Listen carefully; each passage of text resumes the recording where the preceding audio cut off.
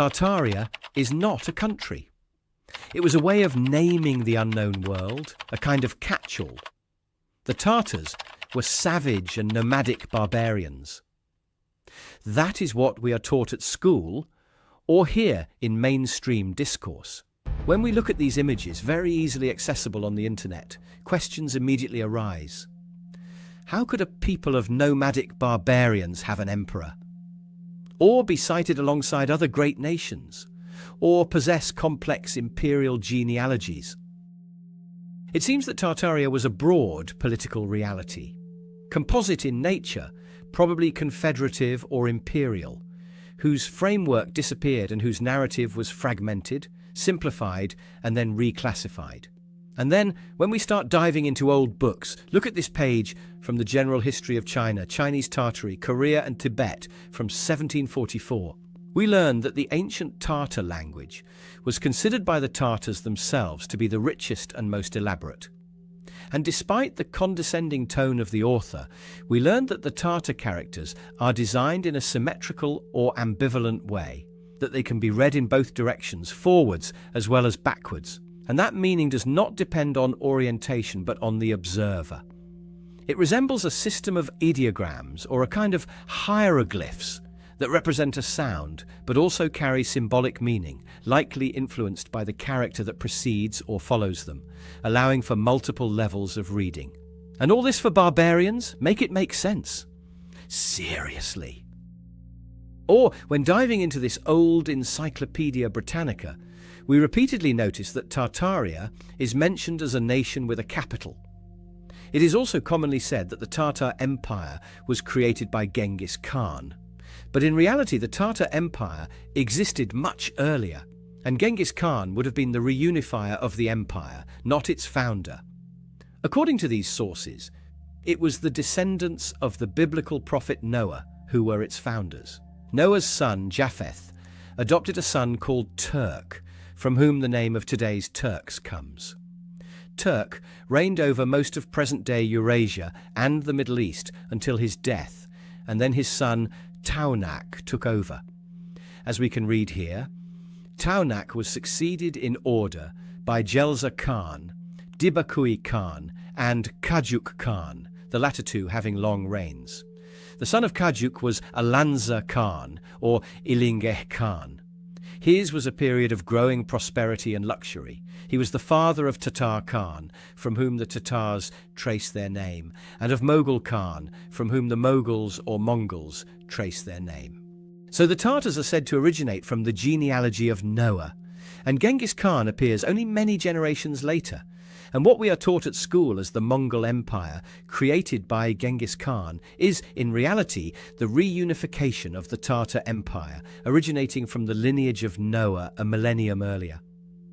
This is probably the reason why Tartars and Mongols have very often been assimilated or confused and used interchangeably for a long time in our history books. In this document, a discovery of the countries of Tartaria, Scythia, and Karaia, dating from 1580, of the Tartars. These people, in respect of themselves, think no other nation worthy to be compared with them in wisdom or goodness, and therefore will not willingly speak with any other.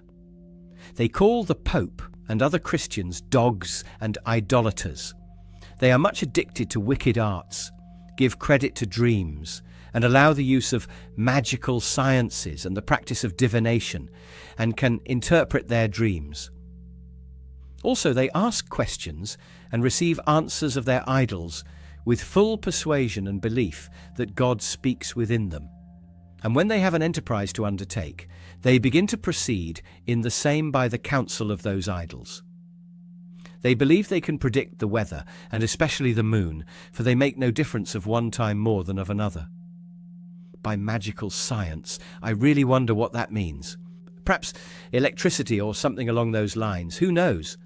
But above all, the fact that the Tartars held the Pope in little esteem and openly defied him, which for that period demonstrates their power.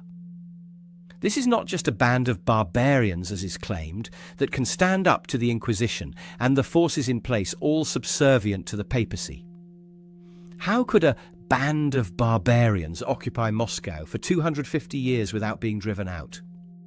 To go even further in this source, that the Pope is that Antichrist from 1590.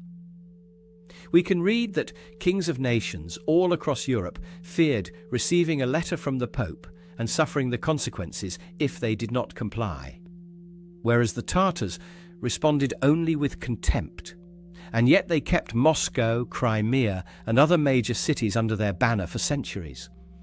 They remained established across vast territories for centuries and centuries while resisting the Roman Empire, the Muscovites, and the papacy. All of this shows that the Tartars clearly had a refined culture, centralized leadership, and a substantial, organized, and powerful army.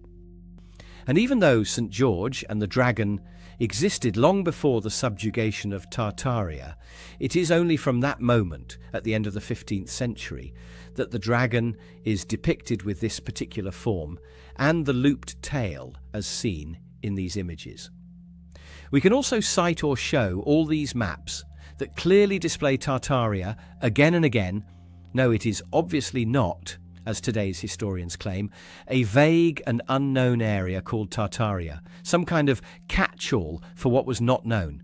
So we now know that in addition to possibly being descendants of Noah, which I think is important to mention, they had a refined culture, practiced astrology, had a complex writing system, practiced magical science, had a powerful political and military system, and their territories were vast and clearly defined on precise maps. So even without going off on wild tangents, just by looking at the traces that remain in official history, without claiming that they were technologically advanced, etc., one can venture to say that it very much looks like this empire was erased from history, or at least from the knowledge of the masses. And it's even proven by those CIA documents. And there is always something hidden behind censorship. All right, that's it for... But that's not all. This source, Russia, or a complete historical account of all nations, which compose the empire, dating from 1780. We can read here that there existed a real Tartar empire that dominated vast stretches of what is now Russia, and that they built monuments, ramparts, and castles.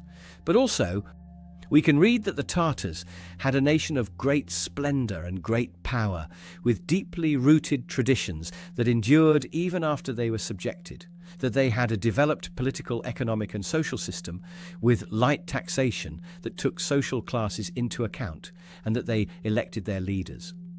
But also that the Russians allowed them to keep their cultural and religious autonomy, and that this only came to an end under communism. So some of them were pagans, they practiced astrology, predicted lunar cycles, built great monuments and castles.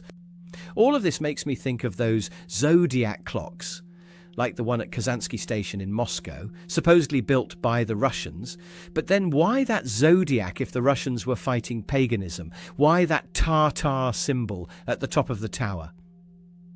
And in many other places around the world as well. They may not have been the only pagan builders, who knows? We can also see that the Tartar Empire had two flags, very clearly represented many times, one with an owl and the other with a zilant, a chimera resembling a dragon, a griffin, or a wyvern.